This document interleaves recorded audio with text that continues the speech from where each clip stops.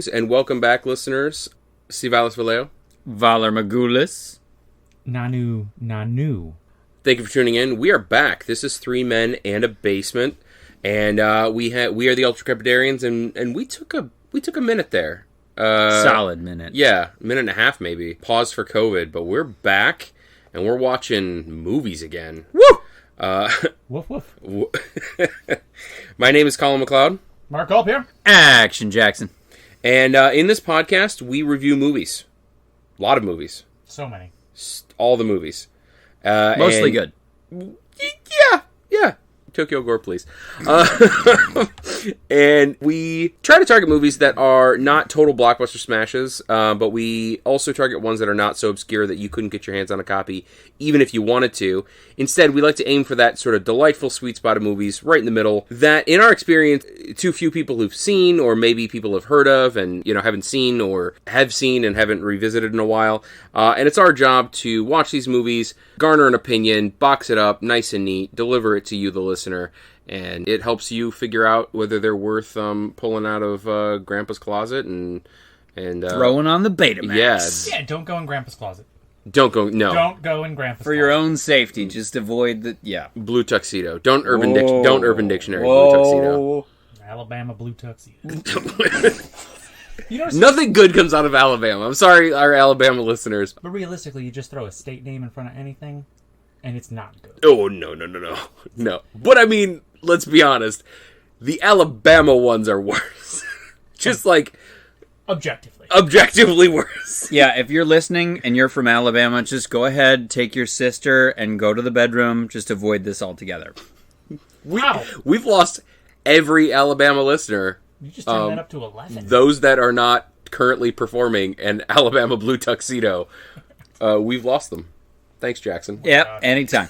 Oh my God. So, in this extremely protracted intro, it is our job to tell you that this week we reviewed the movie Snowpiercer.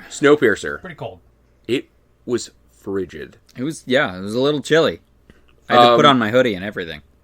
Okay, so little backstory about Snowpiercer before we go into our sort of standard deets. Mark has been wanting to see this movie since the dawn of time.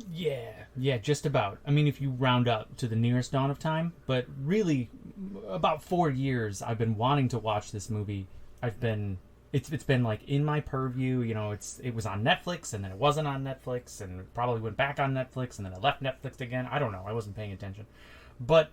Sounds like you were paying a lot of attention. I don't want to. Yeah, I feel like you were following it pretty closely there. I don't want to talk about it. I don't want to talk about it. But this He's going to talk about it. He's going to talk about it. I might have to talk about it a little bit. So, okay. Let me break it down for you. It's kind of like this. I wanted to see the movie. But I didn't. Consider it broken. All right. He has broken it down. That's most of it. All right. And I was convinced that I owned this movie. I own every other movie in the catalog universe, and I have seen this movie, and I love this movie, and I do not own this movie. So I surprise! I did everything I could to track it down hours before we were supposed to watch it, because Mark has been making a fuss about wanting to watch this movie for over 2 years. Yeah, make me sound like a baby. Having a fuss. A little poop in my diaper. Little fuss. Little fuss. A little spit up on my bib. And we all know a little something about that. So I actually had to borrow this movie from someone. So thank you, Max, for allowing us to Mad Max finish tonight's podcast. Thank you, Max. Ooh, he went like full on Sweet Daddy D there. Yeah, I've met Max. It's heating up in here. Max knows. Oh, Max knows. Whoa. There's things that Max knows and things that Max doesn't know, but Max knows this. I don't want to know what Max doesn't know, because that scares me. Brought to you by Max. Mad Max. Consider this repayment. Fury Road.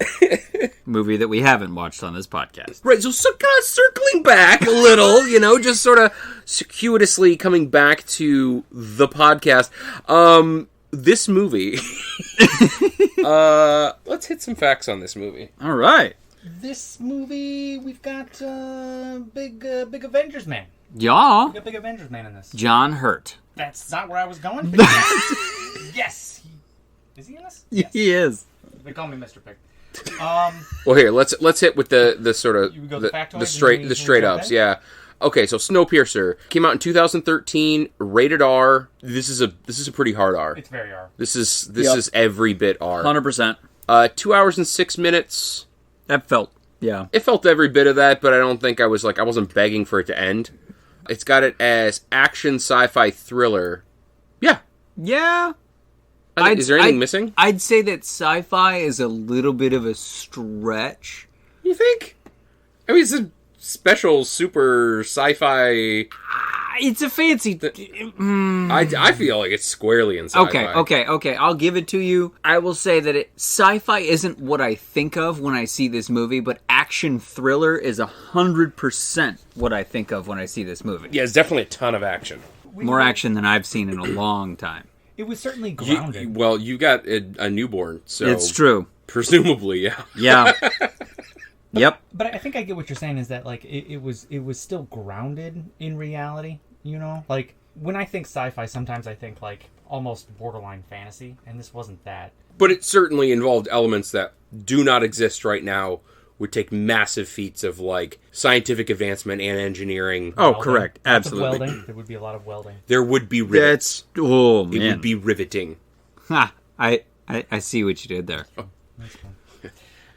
So yeah, definitely an R. I don't know if I'd go hard R though. I mean, It's not Tokyo Gore Police, but I mean, I would say it's definitely not. It's not just over the threshold of R. It's well into the R territory. Right. It has walked those roads. It's seen some things. All right, let's get to the IMDb description. In a future where a failed climate change experiment has killed all life except for the survivors who boarded the Snowpiercer, a train that travels around the globe, a new class system emerges. Kinda? Yeah. I feel like there's bits missing there. I feel like, first of all, the whole, like, class system emerges. The events of the movie, like, the class system has already emerged. They perpetuated an existing class system. Right. Kinda, but it also sort of, like, I think existed as a function. I mean, we'll get into the details, but I think it existed as, like, a function of, like, where you came on, which, yes, is a great metaphor for, like, existing in true class systems, but I think my point was more like, it's not like they all get on the train in the beginning of the movie and then you watch the class system evolve and codify. It's like something that very much exists already, and there's like a lot of history there. Oh, yeah. By the time the events of the movie take place. I think that was, of course, that was intentional. I mean, you know, this is very much an allegory for society. But yeah, I would agree with that. I think that synopsis sets up the premise very well. Mm-hmm. Without giving too much away. Right. I mean, I think that's almost covered in the narration in the beginning. Right. Yeah. So. Yeah, for sure. This movie was directed by Bong Joon-ho. Bong Joon-ho, also known for Parasite. Parasite was probably his highest profile film after this, and he's definitely a director that I think is, I don't want to say up and coming, but starting to get the recognition that he deserves. And I think in some respects Parasite was similar to this movie, not at all in the content, but in the sort of like grittiness, in the sort of like brutality, and a lot of the unexpected. Yeah, there was a lot of like sort of twists and turns, and you know, it's not like a massive like Scooby-Doo style twist, but you don't know what's coming next. You're sort of dodging back and forth as you walk down the hallway. And I think if you liked those elements of Parasite, you would like this movie. And vice versa. I think if you've seen this movie and you liked those elements of this movie, go and watch Parasite because it's pretty banging. Yeah. Let's get into the cast list. So, Mark, you mentioned that we have Mr. Avengers Man. Mr. Avengers Man. Chris Evans. You know him as the Human Torch? Yeah. Yes. Yeah, I think he's Batman. He's the only actor who has not played Batman. Who deserves to play Batman, honestly. I mean, look at the man. He would be a fine Batman. He would be a fine Batman. He was also famously in Not Another Teen Movie with Anne Hathaway. He's so good in that. One of the few people that can pull off beardless and bearded with the same, I think, caliber. I've tried. It doesn't work. He is a fine specimen, that Chris Evans. slice off a piece and serve it up hot. Gotta love America's ass. Maybe a toe. Morton's toe. A Morton's toe. You know what? Honestly, probably the only person in the catalog universe who a Morton's toe would not make less attractive. Yeah. Wait, we've already established in previous episodes that I have a Morton's toe. Are you insinuating that due to my disability that I am somehow less of a human being? No, I'm saying that you would be objectively more attractive if we just ground that little fucker down. Wow. I think... Wow. You know, Well, you know what? I'm going to start wearing shoes. I think that would be best for everybody. Well, first time for everything. Who else was in this? Yeah, who else is in this? Octavia Spencer. Oh, Octavia Spencer. She's what so a legend. Good. So good. She pops up in like the most amazing things. She does. She shows up out of nowhere and you're like, oh my god, it's Octavia Spencer. And she's one of those actresses that it's not like seeing a movie with Robert Downey Jr. where you're like, okay, he's playing Robert Downey Jr. No, Octavia Spencer is her true authentic self and disappears into her roles flawlessly. So, for those listening at home, Octavia Spencer is probably best known for The Help and for Hidden Figures. She was in Mama. I did not actually see Mama, but I hear good things. But she also, like we said, is in a whole bunch of other things and always does an amazing job. We got Jamie Bell in this, so he's definitely the kind of person who I would not have been able to put a name on. But if you've ever seen the movie Defiance, he is in Defiance. He's a very good actor. Great movie. He was also in like Billy Elliot and Jumper. Jumper was one of my favorite sort of off the beaten path movies. And it takes place in southeastern Michigan. Yeah. And they reference Plymouth, Michigan, which is very near us. And they go to Egypt. Allegedly. Allegedly. They jump to it. I can't jump that far, so I mean, that's impressive. Yeah, I max out at like 3.5 feet. I can go 3 1/4. Whoa. Tilda Swinton's in this movie. Yeah. And almost unrecognizable. It took me a second. I think she delivers pretty well in this movie, personally. Oh, yeah. I mean, Tilda Swinton, I'm so sorry, Tilda, if you're listening. I know you're a big fan of the show, but like Tilda Swinton is... And I don't mean this in a mean way, but this is going to come off so mean. She's very, like, off-putting in a lot of ways. And, like, I think her best roles are the ones where she is just, like, vile.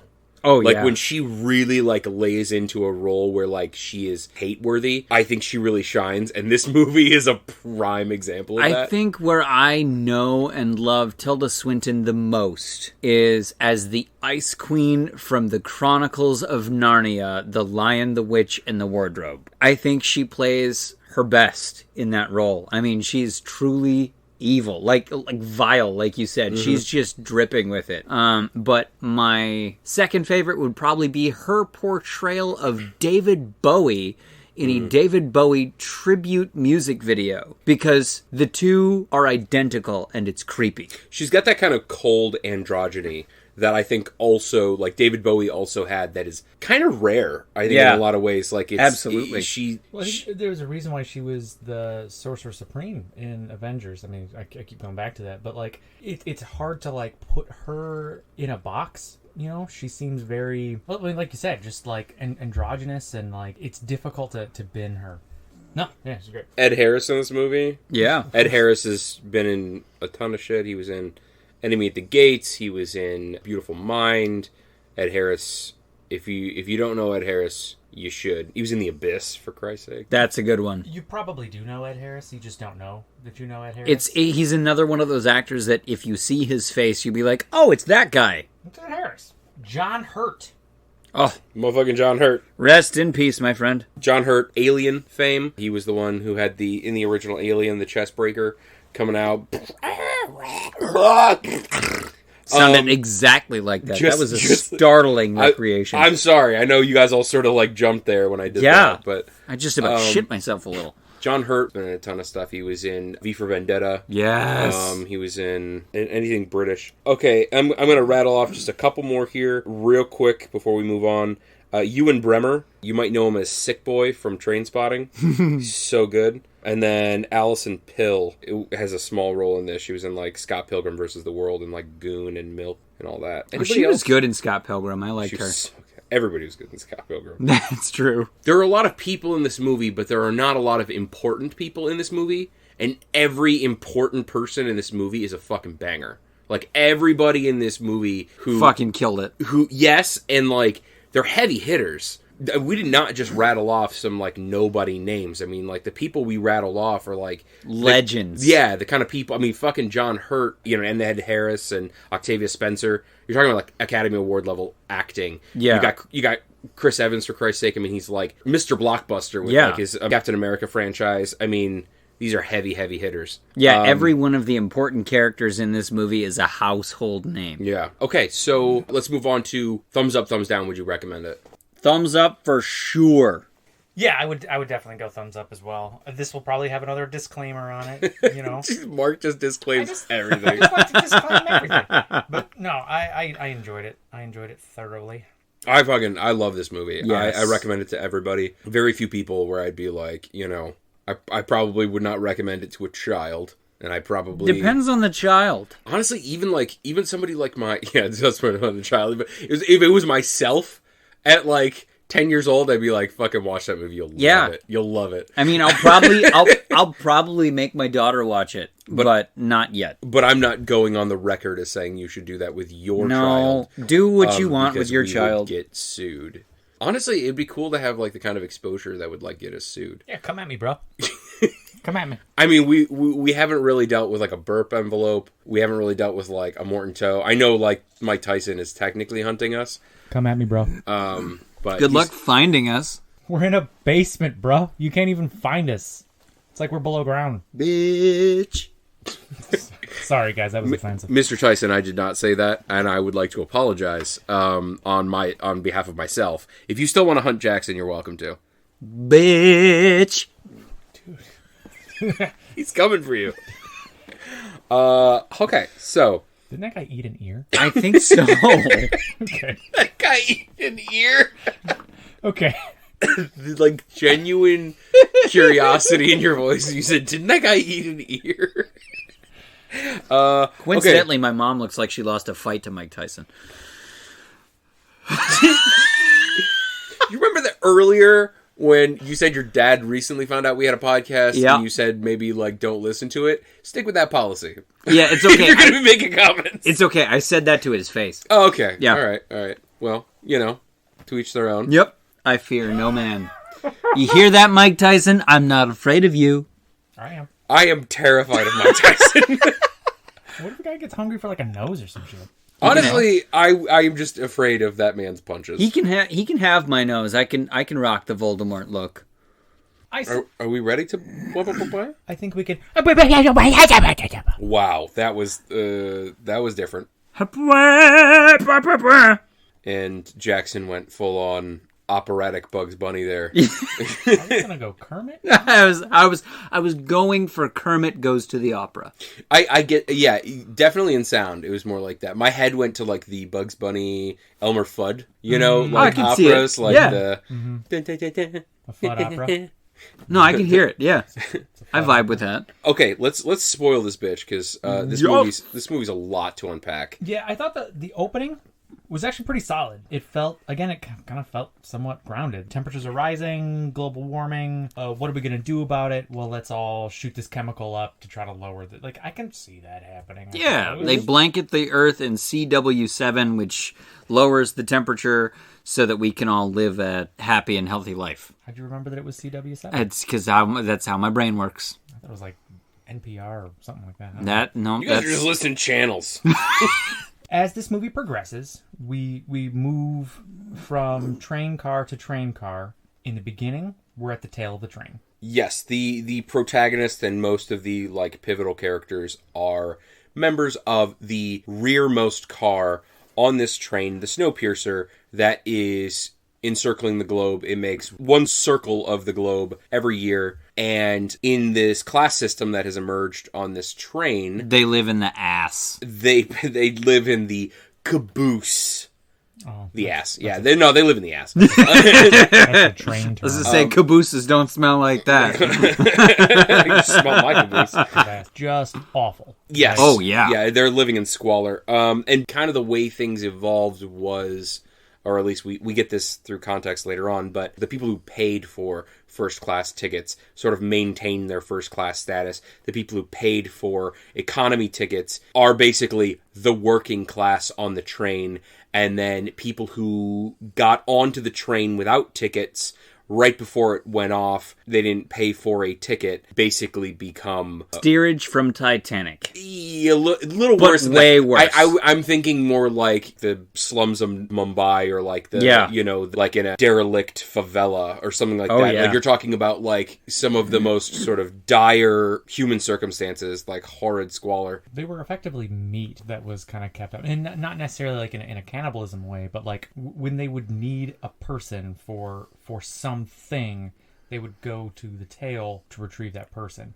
We had the scene where they pulled the violinist out. There was the scene where they pulled children out from the tail. And you don't know why, but they basically, when they need a body for God knows what, they're going to go fishing in the tail. And by they, you mean the people running the train, the first class, and the 1% and the engineer. Yeah. Yes, the effective 1%. Jeff Bezos of the train.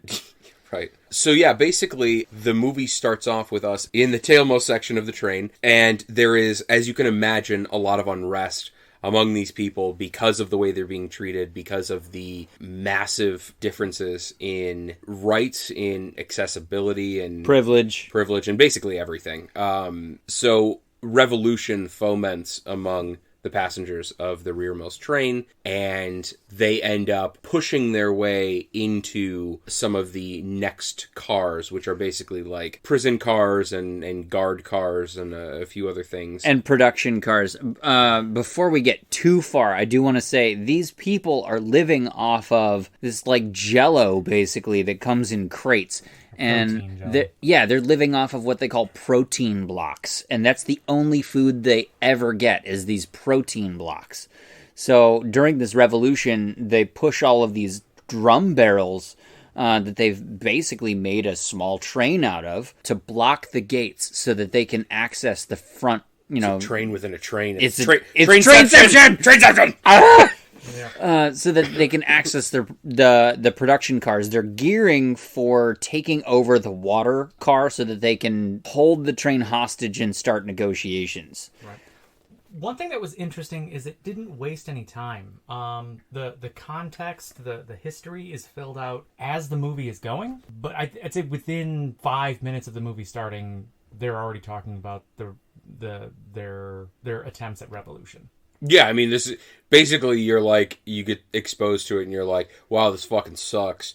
And they're like, we're going to do something about it. And you're like, yeah, fucking do something about it because this fucking sucks. Yeah, you're like, I feel miserable for you. And then they're like, when are we going to do this? I'm like, oh, so they already have a plan.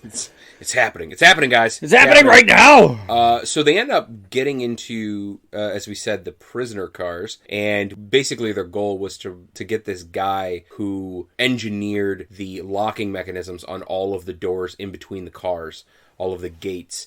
And so they want to get him out so he can basically break them into the more forward cars. And they promise him 2 blocks of this drug called Chronol in exchange for each gate that he opens. Yeah, Chronol is made from industrial waste, and it's a drug. You know, they huff it. So it basically looks like a large version of like the chalk cue that you like chalk a pool cue with. Yeah, that's exactly. That was what I was thinking too. But yeah, and that I think just illustrates like how desperate they are, that their entire plan hinges on breaking this person out that they've never met, that's rumored to be able to help them. Yeah. So they end up getting through the first 3 cars, and then they bust this guy out. He opens up the next car. The next car is pretty much abandoned, and that doesn't bode well because them's people went somewhere. Yeah. And they show up in this car that has all these bunks and all these beds that are completely empty. And they're all like, where did the people go? Like, what's happening? So they move on to the next car, with that in mind, being like, okay, obviously all these people went somewhere. So they open up the next door and they see this guy that used to be in the tail section. So these people that they have been taking are for a purpose that they have no idea what they're doing until they get there. So they find out that this guy is the one making their protein blocks. He's essentially been... He's the chef. Yeah, he's indentured into being the chef for these protein blocks. You can't see it, but I'm doing air quotes. He's the chef. Yeah, really what's happening is they're grinding up cockroaches and turning them into Jell-O. And that's what they're feeding people. And that's what people have been eating for the last 17 years.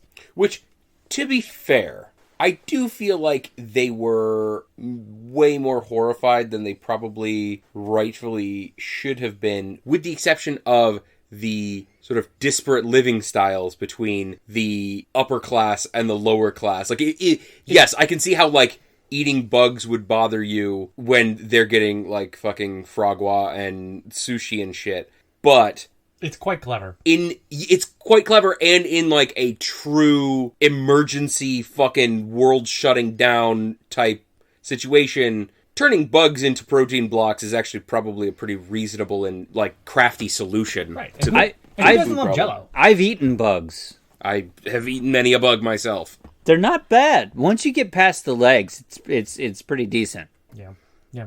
So, okay, they're planning to open the next cart. One thing that we didn't mention is when they busted out, we'll call him the doorsmith, the man who can open doors. He also had them release his daughter, 16, 17-year-old daughter. They called her a train baby. She seems to have some kind of clairvoyance. They did call her a train baby. No, they definitely did. I'm just saying, like, I feel like train baby can mean a lot of things. Within this context. Within this context, it makes perfect sense. I mean, she was born on the train. As a baby. She was born as a baby. I'm right there with you. I'm lockstep. I got you. Yep. She was a baby when she was born on a train. She was a baby when she was born. God damn it, Mark, you're right. She was a baby when she was born. On a fucking train. I was born a baby. I was born at a very young age. Many years ago. As a baby. Many years ago. She has some kind of weird... Crawdad. Yeah. Caleb Crawdad. She's got this weird, like, clairvoyance that they don't really go into. Yeah, they never really explained her clairvoyance. It's just fine. Whatever. Sci-fi. But she, like, says, like, don't open the door. Don't open the door when they're about to open the next one. And then she screams, lock the door!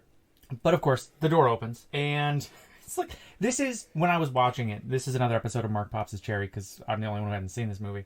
That was my first indication that this movie is not what I think it's going to be. The doors open, and it's like... medieval gimps. Yeah. Like, where'd you get all that clothes, bro? Where'd you get all them clothes? Like bunch of leather daddies with axes and spears and shit. Leather daddies. These are leather daddies with axes. Yeah, it was definitely like Sex Dungeon meets like Hellraiser. So Portland. Basically Portland. Yeah. Yeah. Oregon. The Portland suburbs. Yep. I've been there. It's kind of nice. Leather daddies? Yeah. A lot of leather daddies in Portland. Yep. Fascinating. Yeah. So there's a bloodbath. Yeah, it's fucking brutal. Many a blood was had. I thought it was interesting. I felt a little bit of whiplash in that moment. That like, what is actually going on? Well, to be fair, to this point, motherfuckers were like dying like left and right up to this point as well. Like, this was not new, but this was probably like the most protracted hack/fest to this point. There was more leather daddies in this scene than there were in any other scene, is what you're saying. That is 100% accurate. Correct. The proportion of leather daddies in this scene was an order of magnitude higher than the leather daddies in other scenes. That's absolutely true. Mostly. It's a lot of like, one thing I thought was kind of fucking cool was it's a lot of axe fighting. Yeah. It's like everybody had a fucking hatchet. And, like, I feel like that's not a weapon that's, like, highlighted a lot in film. Dude, it's like we were transported to Sex Dungeon Norway. Sex Dungeon Norway, new band name I call it. Sex Dungeon Norway, on tour now.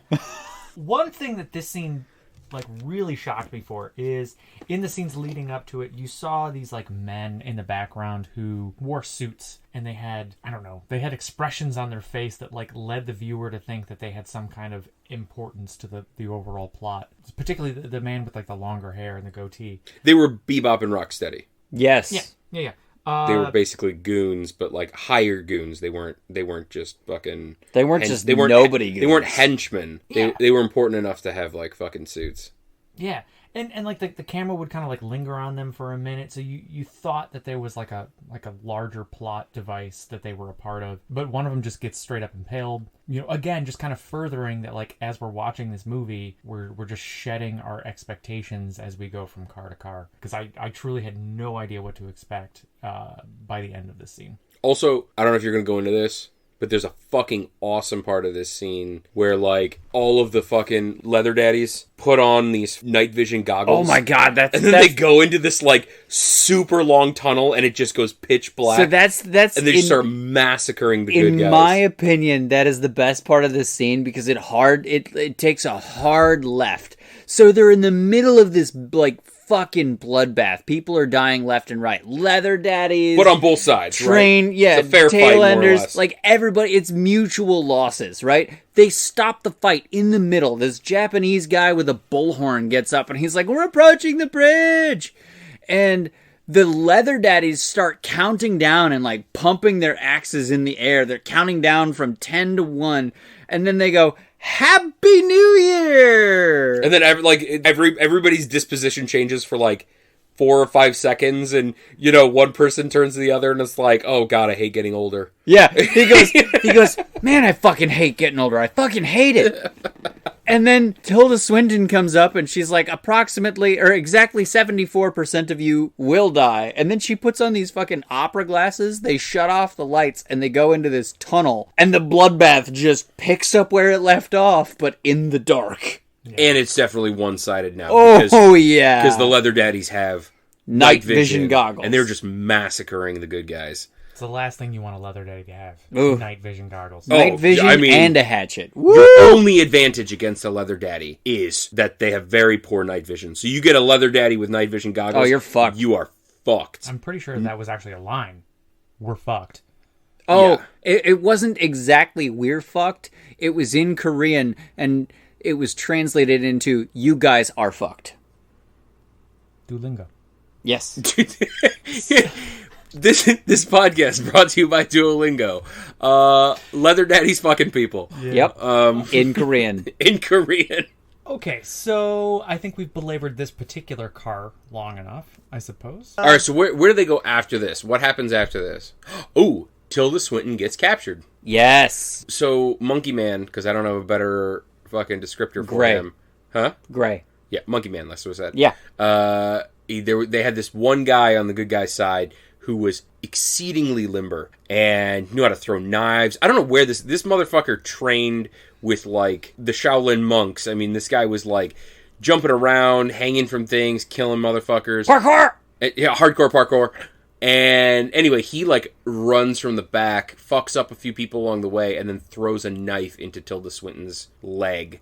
And then Chris Evans has to basically decide whether to save Edgar, played by Jamie Bell, or capture Tilda Swinton, realizing that she would basically be the key to the forward cars. And he chooses Tilda Swinton, and one of them suit motherfuckers shanks Edgar. Which probably would have happened anyway, so, you know, probably made the right choice. Human Torch. What's the next card? There is kind of, I'm sorry, but, like, okay, let's explore this for a second. This just popped into my head. Right? Okay, so, movie about a train, right? A lot of people dying. Okay? Literally the trolley problem in philosophy, right? Like, a trolley or a train is barreling down the tracks, and it's headed towards a whole bunch of people who are tied up on the tracks. There is an alternate track that has a single person, you know, and there's like a billion versions of this with varying parameters. But yeah, do you switch tracks and kill the one to save the many? Yeah, do you pull the thing to kill the one to save the many? But now you are responsible. You are culpable. You have made the decision. It's not just the mechanisms of the universe at play.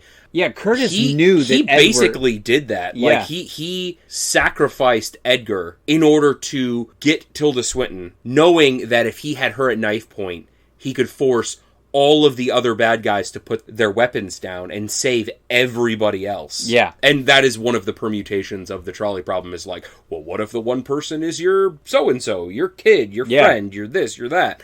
Because it does. I mean, it does change The good of the one versus the good of the many. Yeah, and it changes your perception on who that is and who they are and all this shit. But so we had a trolley problem within a trolley that was currently experiencing a problem. Quite literally, exactly what I was saying. Yes, isn't that kind of cool? The trolley problem. Honestly, I hadn't thought about it, but yeah, I didn't think about it until right now. I didn't think about it in the moment when I was watching it, but now that I think about it, it's like, I mean, the director could, or the writers or whatever, could have like very explicitly been trying to conjure that to people's mind. I don't know. I thought it was kind of an interesting bit. For sure. Well, and he hedges a few times. He's like, do I run back and save my buddy, or do I capture this person to guarantee the safety of all of them? And so he rolled the dice, knowing that Edgar was probably going to die, and Totes did. Yeah. Totes did. He died brutally. So now we've got Tilda Swinton, and the other guys laid down their arms and are now captives. And they decide to march on with a sort of forward party comprised of Chris Evans, Octavia Spencer, Ewan Bremer. His character's name is Andrew. Who else? Oh, Monkey Man. Ray. Yeah, Monkey Man. Good-looking fellow with a super cool hair. dude. Yeah. He also, this was super cool because he didn't speak English, but he had the words surrender or die tattooed on his arms. I don't think he spoke at all. Yeah, he had no lines in the movie. No, I think he was mute. I think that was the whole thing. I think he was supposed to be mute. That's interesting. Or potentially, because a lot of people are like missing bits and pieces, maybe he like didn't have a tongue. Yeah. Maybe his like tongue got cut out or some shit. But like, I'm pretty sure that guy couldn't speak. Yeah. Anyway, so we're moving forward through the train with Tilda Swinton as a captive with these like, 4 good guys in tow. Yep. We hit the water cart, and it comes to bear that this is not going to be their saving grace. They're going to need to push on. The water car is not the ace in the hole that they thought it was. Because the water car only controls the water for the back of the train. It doesn't control the water for the front of the train. So they can't negotiate with the bargaining chip they thought they had, so they have to push forward and possibly face more losses. Yep. Okay, so we got the water cart. Do we go... I think the next thing is the kindergarten class. Oh, Lord. Yeah. We're going to have to explore that. They pass through an aquarium car, which is kind of cool, but totally unimportant. And then they show up in this... It was basically the setup for the whole, like, everything's about balance and everything like that. Yeah. But yes. They eat sushi. Why did they have a manta ray in there? Like, you'd think... I'm sorry, this is a small gripe. But, like, if we're going to have fish on a train, movie, called it, you're probably only going to put the fish that you're going to consume, right? I would. I don't know, that's totally aside. Anyway, we're moving past that. They eat sushi. They move on. Such a weird scene. No, like, they literally stop, and, like, one thing that's interesting is as this forward party is moving through the train, we're passing by people who work in those cars, and they don't seem to, like, care that there is a posse of exceedingly dirty, tailenders, bleeding people. Yeah. Like they open up a car and they sit down at this bar and they eat sushi. Like, it's so random. And I feel like, again, so normal. Yeah, I don't know if I would like go as far as saying this is like a director's hallmark, but I feel like that's the kind of consistency between this movie and like Parasite that I feel like that sort of break in tempo where you're sitting there and you're going, what the fuck is going on? Why are they sitting and eating sushi? And they were massacring each other 30 seconds ago. They were killing each other with axes and hatchets and spears and clubs, and now they're sitting down and eating sashimi. Like, what the actual fuck? That I feel like is, I think, one of the better elements of this film, but I don't think it's for everybody. I think it could be, it's intended to be very jarring, and I feel like it can be sometimes so jarring that some people don't like it, but I feel like that's the lever that the director is intentionally trying to pull, to be like, fucking, we're not massacring anymore, full stop, now we're eating sushi, and you're like, what is happening? Yeah. So we move past sushi train, doors open again, we've got just a class, like a kindergarten class, you know, with a bunch of children, and you've got a pregnant teacher up there who's talking about the history of the train,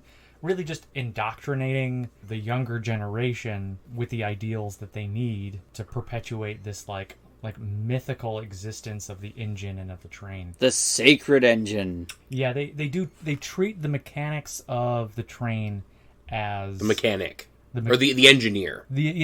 As this kind of prophet. It's the religion that the occupants of the train practice, more or less, you know. They've been indoctrinated to believe that the engine is sacred and that it's this magical piece of machinery that will be the salvation of the human race. Yeah.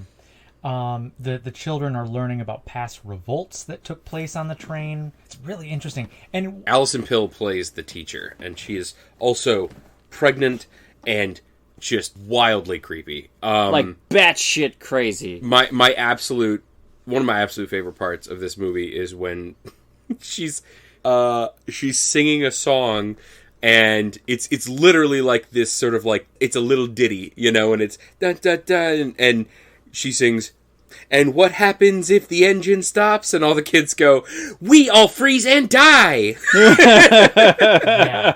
And like have like hand motions and gestures to go along with this. My it's favorite outstanding. My favorite part of the song is when she's sitting at the revolving piano and she makes like the orgasm face as she's singing this song about the sacred engine and that they all freeze and die if the sacred engine stops. I'm like, what the fuck is this movie? It is very, I mean, it's very like, this scene is, I think, meant to be the most powerful metaphor for the nationalistic metaphor. Yeah. Right? So like the nationalism that arose on board in order to protect the interests of the few. This scene is meant to highlight that by showing the way that the kids are indoctrinated to behave and to basically protect the status quo. Right. Okay, so while they're in the kindergarten train, man, what was the catalyst for... So they, Wilford is the engineer of the sacred engine,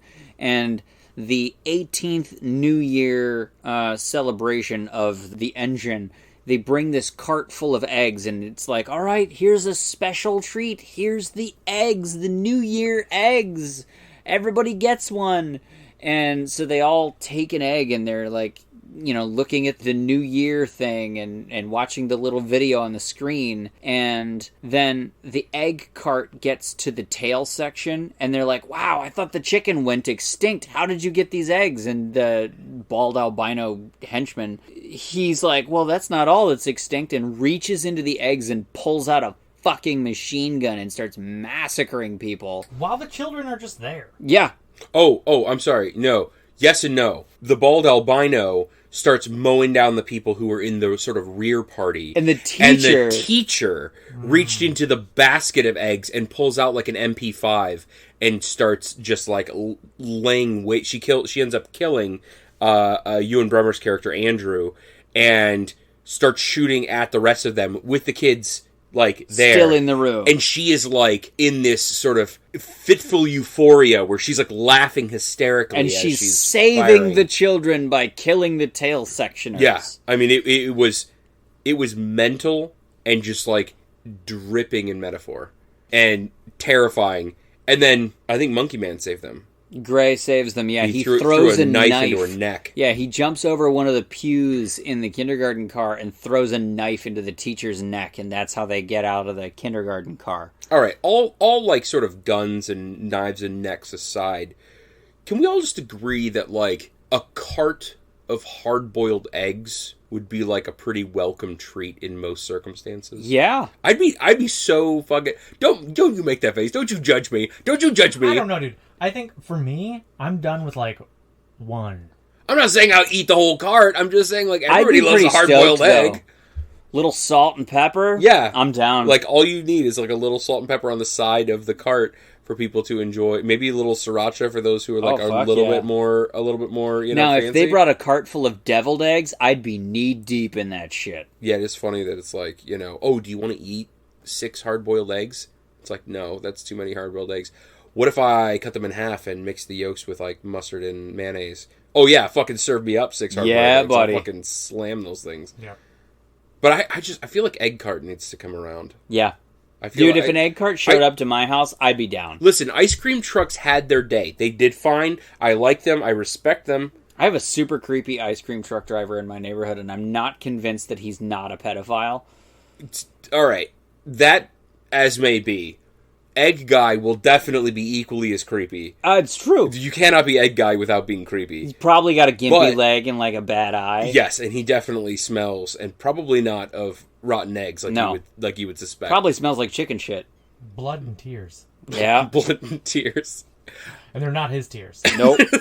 That is a man who mattress. smells of other people's tears. Now that is a horrifying image. A wet mattress in the back of the truck. That's a smell image. That's a smimage. Ooh, I like it. Love it. Oh my good God. It's 4D. Smimages. 4D smimages. Yeah. Brought to you by Max. Okay, so pregnant kindergarten teacher's been stabbed. All right, all is well with the world. We're all happy about this. What's the next cart? I think we go through like it's a rapid succession. It's more of like a montage, more or less, of a few other carts. One of which, you've got like office spaces where people are. It's like a library. There's a dentist. Yeah, and a tailor. Yeah, those were kind of interesting because those were like sort of your classic long haul train cars where like there's a narrow hallway on one side. Think Harry Potter, right? There's like a narrow hallway on one side and there's sort of a large wooden sort of mahogany style train car or section of the car with maybe like 5 per car. And these had clearly been converted into businesses. Yeah. Like a tailor and a dentist and that kind of shit. Which is kind of neat, honestly, to see sort of like the amenities and how they got knitted in. And then you like think about that in the stark contrast of like, again, the squalor that the rear car was living in. Right. And then they're walking through this seeing like, oh my God, you guys have a fucking dentist? Yeah. My teeth are rotting out of my head. Yeah.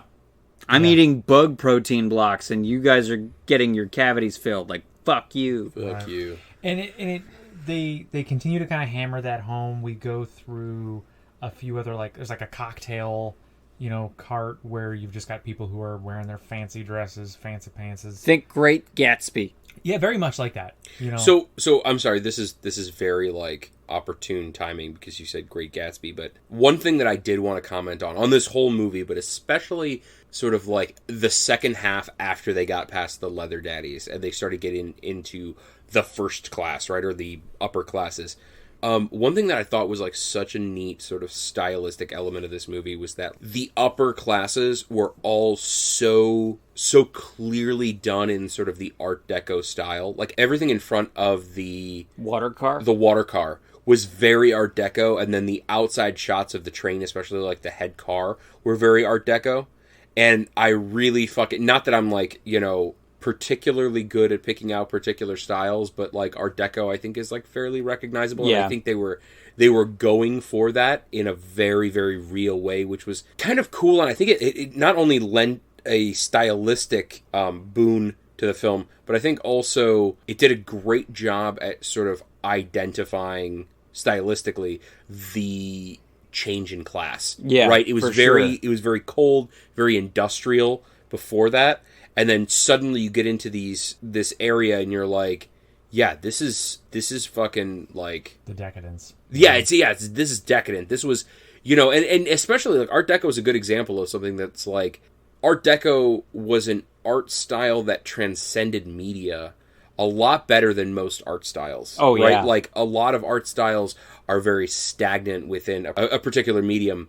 But Art Deco had its fingers in transportation. There were Art Deco trains. It had, in fucking architecture, in cars, in painting, in cars, in fucking radios. I mean, like we went down to the Edsel Ford estate down in like Grosse Pointe, and like you look through those houses and you're like the built-in headboards were Art Deco. Yeah. And they just got into everything, and I think they did a great job at sort of using that style and its association with sort of like wealth and the growth of industry, highlighting the changing class using it. Yeah. Right. Think like the folks at the Capitol of like the Hunger Games within that universe, very just fancy, over the top. So we continue through there. There aren't really too many plot beats as we're kind of churning through this. They go through there's like a rave cart where you just have a bunch of people partying. Doing drugs and fucking each other. Yeah, there's like an orgy cart. There's a sauna cart, and actually in the sauna. All right, I'm gonna say orgy cart. Orgy cart. Orgy cart, new band. There's also an opium den cart. Yeah. Or a chronal den car. Same shit. Yeah. So by the time they make it to the sauna car, we have another bit of action. Henchman catches up with them. Yeah, one of the people that they had thought that they had taken out, or something to that effect. One of the suit goons. I would say not a leather daddy, but like a no. I would say it's Rocksteady. Yeah, from the original Bebop and. Yes, Bebop was the one who got skewered. Rocksteady is the one who caught up with them. Like a shish kebab. Yeah. So he catches up with them, knocks off several of the main characters. Kills Octavia Spencer. And Greg. Monkey Man. And... wasn't there another one? He tries to kill Namco, but Namco doesn't die. Yes, you're right. Yep. Namco is the security door expert. But he's able to kill Gray, Monkey Man. He's able to kill Octavia Spencer. And he's able to incapacitate Curtis, Chris Evans. The Human Torch. But Namco, the security door guy, is able to pin the guy down with a hatchet on his neck and try and suffocate the guy. And Chris Evans wakes up suddenly, stabs him in the ribs with a kukri machete, and then they're able to move on. Which, I mean, that whole scene is so fucking dark, because then he goes back to Tanya, Octavia Spencer's character, and is showing her, he's like, hey, we're going to find your son, we're going to find Timmy, who they took in the beginning of the movie to do God knows what, and pulls out of her pocket the picture that one of the characters had drawn of Timmy, and was like, we're going to find him, and that's when she dies, just staring at this image of her child, and it's really fucking heartbreaking. And then Curtis wipes his eyes and cleans the blood off his face and keeps going because he doesn't have a choice. And it's this really powerful, heartbreaking scene that he's watched all of his friends die left and right. And now he's pursuing Wilford the engineer, one car at a time, with a couple of drug addicts that know how to open doors. And that's all that's left of the original, war party. Yeah. All the main characters are dead, except for him. So they make it to the final car. There's one more door in front of them. It turns out that the drug addict has actually been collecting this, was it Chronol? Because it's incredibly flammable. It's explosive. And his grand plan was actually to make it to this car and then blast a hole through an exterior door, because he has this theory that the temperatures outside have risen sufficiently that they could survive given proper attire. So there's a back and forth between him and the Human Torch. But ultimately that doesn't really go anywhere.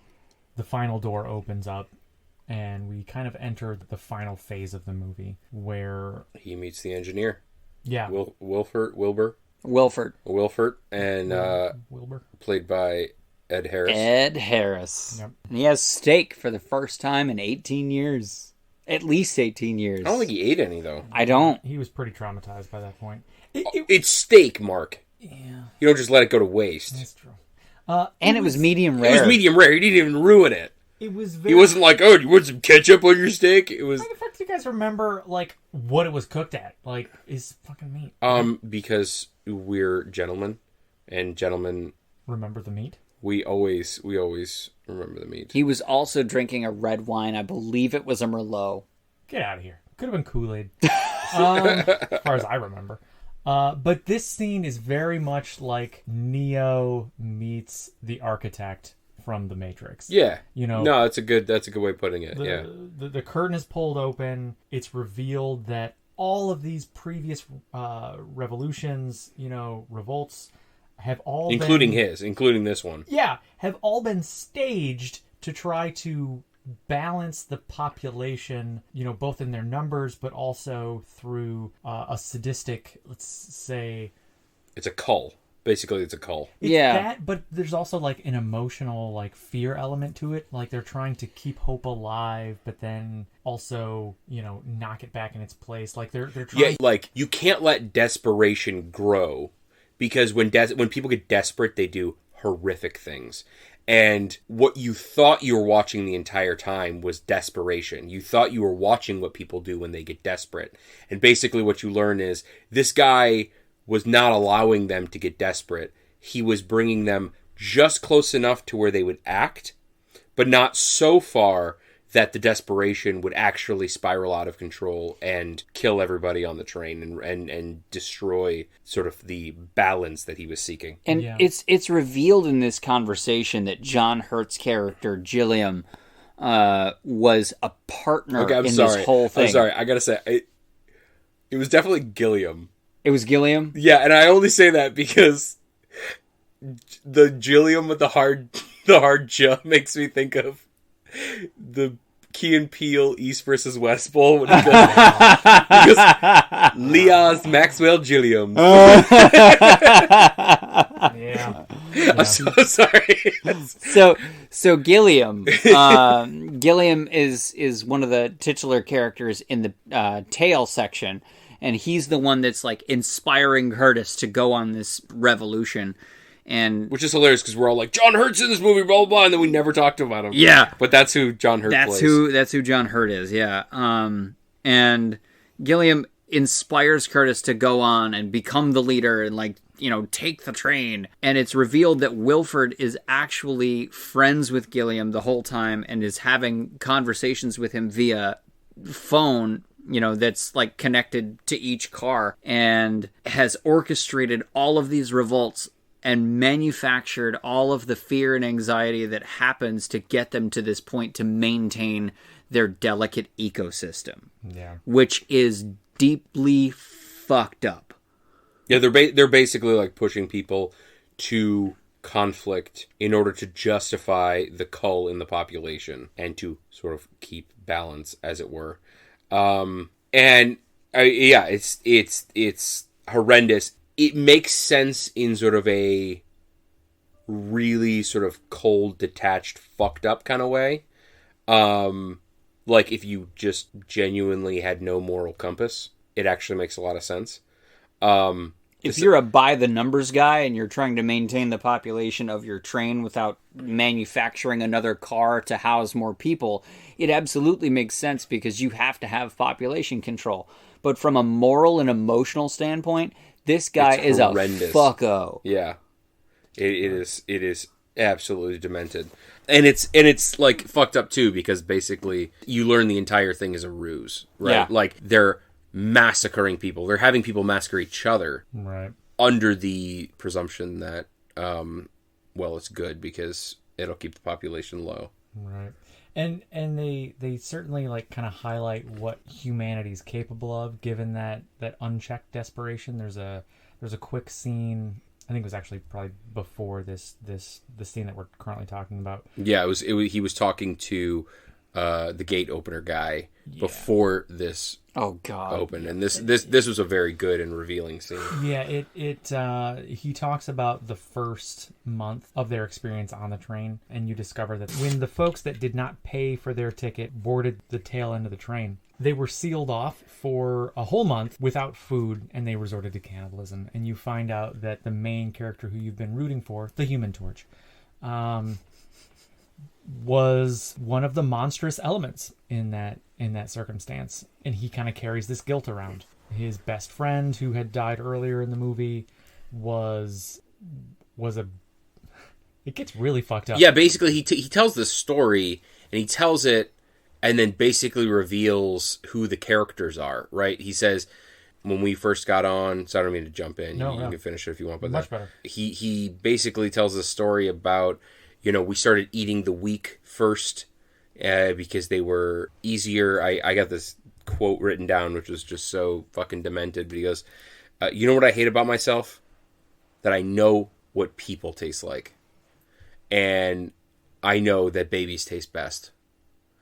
And, I mean, that quote alone is fucking chilling. Unbelievable. But then he proceeds to tell this story about how there was this woman who had a newborn baby, and these guys came at her with knives. They killed her and were about to kill and eat the baby. And just as they were about to do that, a guy steps in and he says, "Give me the knife."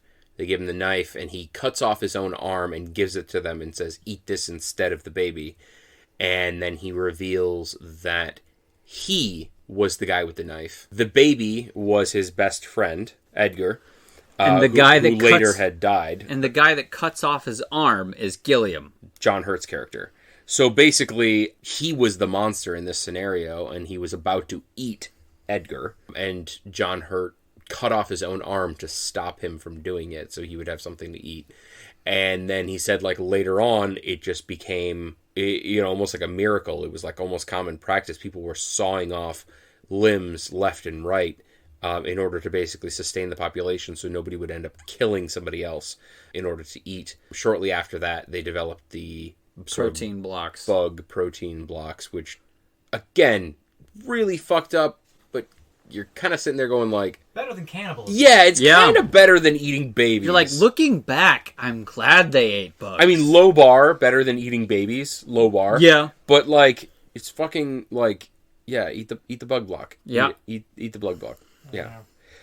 So that all gets revealed, that, like, basically he is on this moral quest for redemption. He also reveals that in this, when people were sawing off their limbs, he tried and failed to cut off his limbs, or one of his arms, in order to sort of sustain the population. And he feels like a failure from multiple points. First of all, he let himself get to the point where he killed somebody and was trying to eat a baby. And then he also, once he sort of came to his senses, was unable to sort of do the thing that all of these other people were doing in order to participate in this very fucked up, but also sort of like socially responsible activity of cutting off your limbs. He was unable to reciprocate and redeem himself for his acts of murder and cannibalism by sacrificing himself. So it's kind of like a double whammy of like guilt. Yeah. And then he also feels probably guilty on top of all that because he has become the de facto leader and he knows that he has like the most to atone for. And he's fucking sitting there like, and people are like rooting for him and saying, "You're the leader now and you're in charge," and all this stuff. And he's like, "I was the worst monster previously." At one point he says, "How can I be a leader with two good arms?" Yeah. Which didn't make sense at the time. But given context, retrospectively, it's like, whoa. Once you learn this, you're like, okay, that actually makes a lot of sense. All right. Okay, shifting back to where we were. He's in with Ed Harris. Yep. Very different movie. Very different movie. Yeah. It turns out that they had been grabbing the children from the tail of the train to assist them in operating the train. There were certain parts that had worn out over time that they used children to replace those specific parts. In the beginning of the movie, you see them doing this like repetitive mechanical motion with their hand, and the camera kind of zooms in on it, and it makes a point to show you that, but there's no context given. There's no explanation for it. They tie that knot at the end here. That motion, that repetitive motion, is the motion that the children are doing within the engine of the train to keep it moving. So they had... Yeah, it looked like one of the kids was like lubricating, like feeding in like axle grease or something like that. Yeah, so it's revealed that the true reason why they keep the people at the tail of the train alive is so that they can harvest the children to help operate the engine. They're a breeding factory for, parts. A replacement part. That, but I think also, like, I think the most fucked up element is sort of like the metaphor for like, our current sort of like post-capitalist systems is like... It's built on the backs. It's basically like, you cannot have the middle class only. You have to have the lower class and the middle class so they can war with each other and kill each other off to cull the population so the upper class can benefit and be shielded from the sort of hardships of actually living. So like the engineer and the first class passengers were well shielded from the losses because the leather daddies and the lower class were fucking massacring each other. And all of the mouths that weren't being fed following that massacre freed up a lot of resources for those at the top. Yeah, the rich kept the lower class and the middle class warring with each other so that the lower class didn't, and I quote the French, eat the rich. I think we can kind of Put a bow on it. Yeah. They ended up blowing up the chronal on the side door, and it derailed the entire train.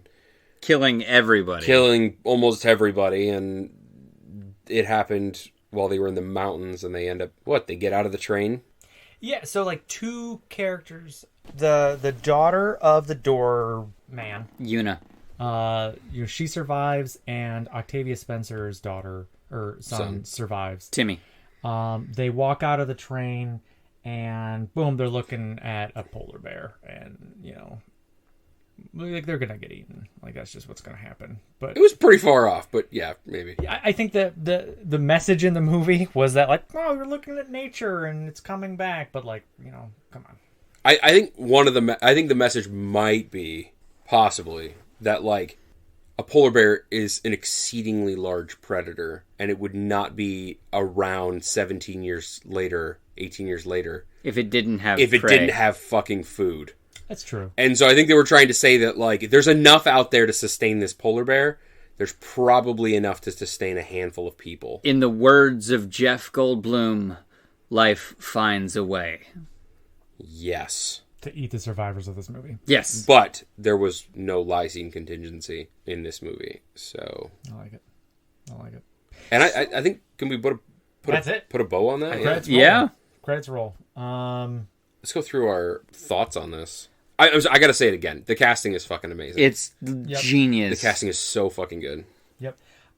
So this movie, I mean, it's based off of a novel, but it's also come out now as a series that I also have not seen. I have not seen either. I think that might be a better format maybe for the universe that they're building. There were many times during this movie where I wish that we could spend more time on the element that they were discussing, but they had to keep moving forward. The train just wasn't going to stop. That doesn't mean that I didn't enjoy the movie thoroughly, but I felt like we were dipping a Morton's toe into a universe that was much larger than they had the time to flesh out. Absolutely. I 100% agree. And I think part of the story that was left untold on purpose, I mean, the director intentionally left this out because otherwise it would be a 3-hour movie, is the backstory. I mean, we know what happened, right? Global warming was coming to a climax. They had to do something. They released this chemical and they overcorrected in the wrong direction and fucked the whole world. So I think part of the story that they could expand upon was Wilford's genius in creating this arc, creating this halo, creating this saving grace that was this train. Because he is the only reason that humanity didn't go extinct in a man-made ice age. However fucked up it may be, he is the only reason that humanity didn't go extinct. One of those fine lines between genius and madness kind of thing. Exactly. So that's a story that I feel like could be fully fleshed out in a series because, I mean, you know these series that go from present day to previous times to give you backstory and then do these flashbacks and then jump back into present day. I feel like that could be fully fleshed out in a series, but you don't have the screen time to explain it all. So you give contextual clues, you give enough backstory to understand what's going on without explaining ad nauseum what's happened. I think the writing of this movie was genius. Was great. I thought the dialogue was both believable and very advancing. There was very little fat to be trimmed. The movie moved. I thought the concept was like super creative. The fucking Foley artist must have been working full fucking time on this one. Oh, man. yeah. Oh my god, there was so much crunching and squishing and I mean every fucking axe blow. Fucking brutal. But it was I mean I don't know. I really jam on this movie. There's a lot to like in this movie. Is there anything we didn't like other than the manta ray? What? This isn't... Again, this goes back into my previous point. Like, I didn't like that we didn't spend more time in the tale. I feel like there were many stories that we could have seen. And so when we left it, we didn't go back to it, I felt rushed. And I didn't enjoy that. However, it was already a 2-hour movie. So I kind of hesitate to like hold that against it. You know, I think that what that is that's a compliment to the world building and less of a criticism of the movie.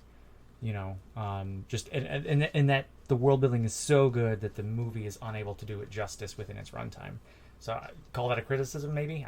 It's not really. I think that's more of a tip of the hat to the writing. Any critiques from you, Jackson?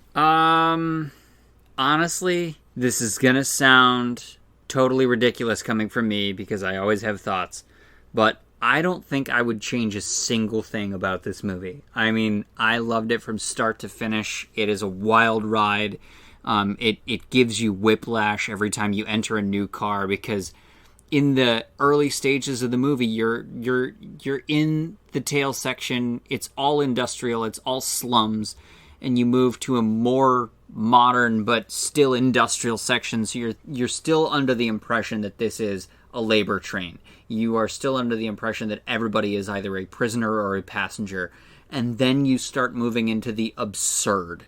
You get into this wildly beautiful aquarium car that has these exotic fish, and there's a hibachi grill, you know, sushi expert standing there that serves sushi twice a year for the purpose of balance. And you're like, what the fuck is this movie?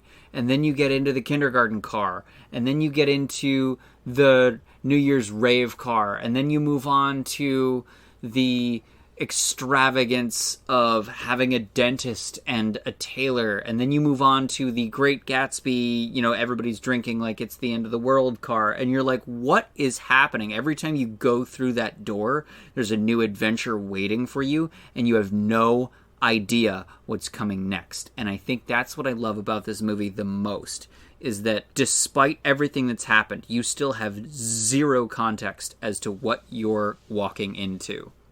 So, what you're saying is there's a lot you didn't like. Yes. Nailed it. Yeah, I don't know. There's not a lot I didn't really care for either. So, I mean, maybe I'd probably, if I had to choose something, it would probably be like I would recast Chris Evans as like Jack Black. Fair. Definitely. I think, you know, a lot of the scenes could have been enhanced with a little bit of, you know, that. I feel like that, you know, he could have done something with the Leather Daddies, if you know what I'm saying. Absolutely. Right? Jack Black would do something with the Yes, Leather Daddies. Oh, he would. For sure. Kick a poo. Kick a poo. He would kick a poo. Are we ready to move on to quotes? I think so. Yeah. I'm gonna throw mine out there. My quotes come from the beginning portion of the movie. You son of a bitch! You better not take my quote. Or mine. So this takes place when Tilda Swinton is. Oh, you motherfucker! Yeah. He's gonna take it. She's talking to the crowd, and she's trying to instill in them the vision of their place. You know, she says, "Know your place, be your place." You know, she's talking about a shoe. She's talking about a hat. She takes a shoe and she puts it on top of a man's head, and you know, does that look right? You know, the shoe belongs on the foot. You know, you are the foot. You know, more or less. Yeah, know your place, be your place. Can I interject before we finish quotes? In that scene, I have this vision in my head of a specific episode of Friends, and I'm fairly certain it's the first episode of Friends, where we meet Rachel, and she's talking to her dad, and she says, "It's like somebody's been saying my whole life, you're a shoe, you're a shoe, you're a shoe, you're a shoe. Well, what if I don't want to be a shoe? What if I want to be a hat? No, I don't want a hat. It's a metaphor, Daddy." Love it. So, Mark, I'm going to piggyback on yours because you left off the very end part of that quote. Do it. Because that was also the quote I was going to choose. She says, "Know your place, keep your place, be a shoe," and it's that "be a shoe" that's just like nails at home. I think I think we can all agree that being the foot is less good than being the head. Yeah? Like, right? Yep. And then, sort of piggybacking on that, in the same scene, she is holding up the shoe, and she says, "This is size 10 chaos."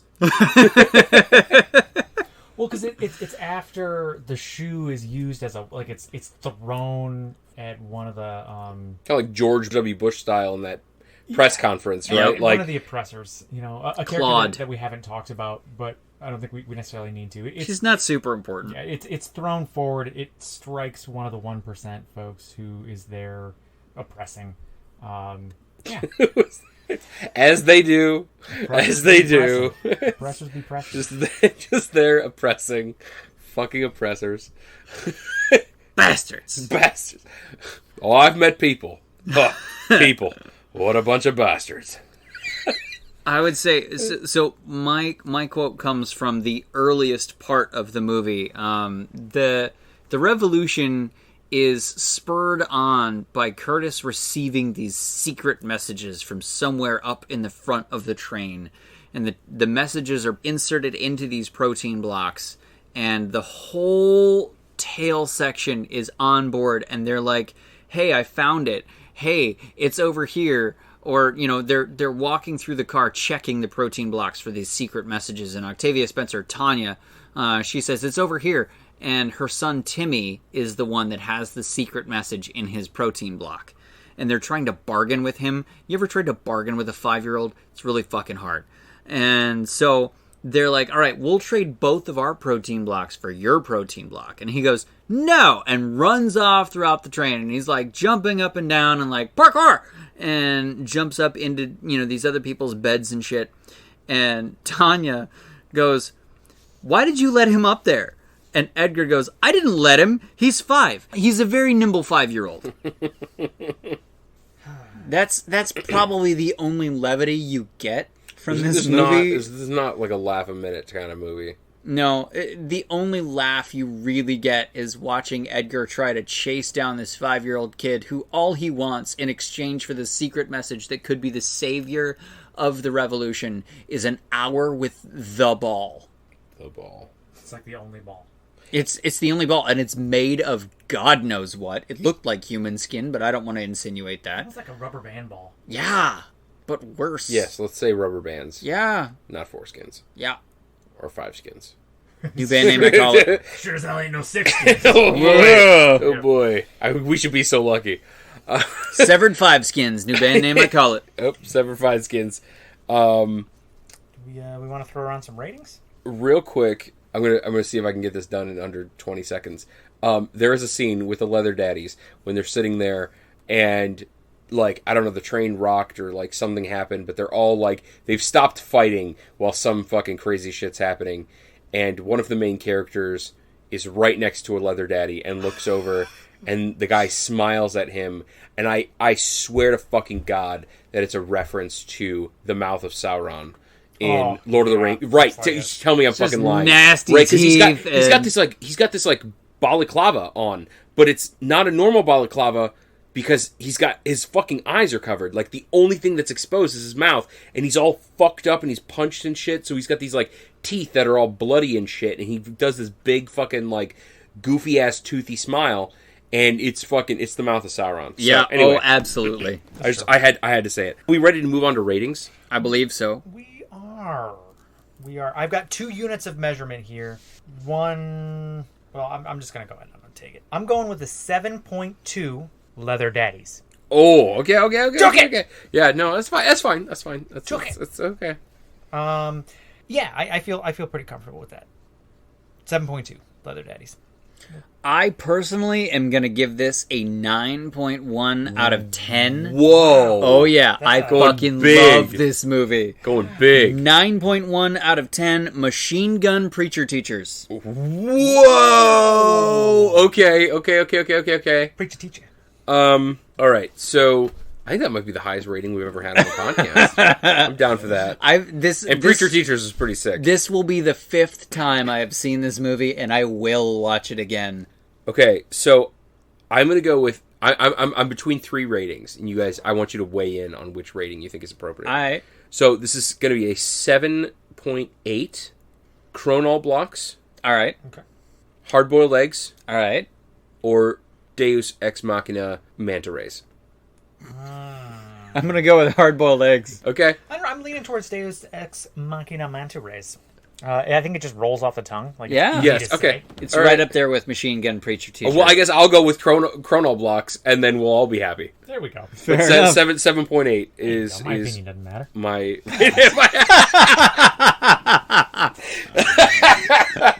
Do you hear the laughter, everyone? That is derision. You're hearing the sound of derision. You think we're friends? It was. We don't even know each other. I knew you once. Oh, that's right. I Yeah. do. Good times. Once upon a time. Yeah. Leather daddies. Leather daddies. Gross. Well, that is all for the Ulcrep review. Thank you for listening. If you have any ideas for movie reviews, email us at 3, that is the number 3, meninabasement@gmail.com. You can also find us on iTunes or Google Play or wherever you find your podcasts. Spotify. Also, yes, Spotify. Also, please look out. The tour dates are set for Sex Dungeon Norway. They're the headliner. Orgy Cart is opening for them, and then Severed Five Skin.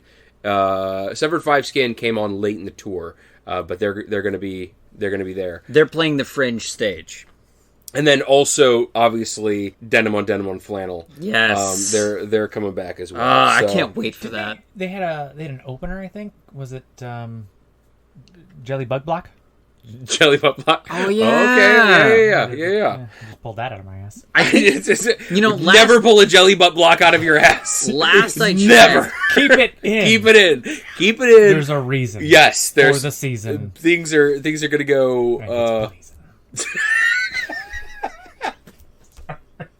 That was an Aquatine joke. Right. So now we're pulling jelly butt blocks out of our ass. hopefully not. That's where they belong. That is where they belong. I heard. Right. So It's more effective than a butt plug because it forms a water God seal. damn it. Thank you guys for listening. You guys are the best. you guys are the best. All right. So we will see you later. And until then, I'm Colin McLeod. Mark up. Action Jackson. Ooh, Shigadaboo. that was a weird one.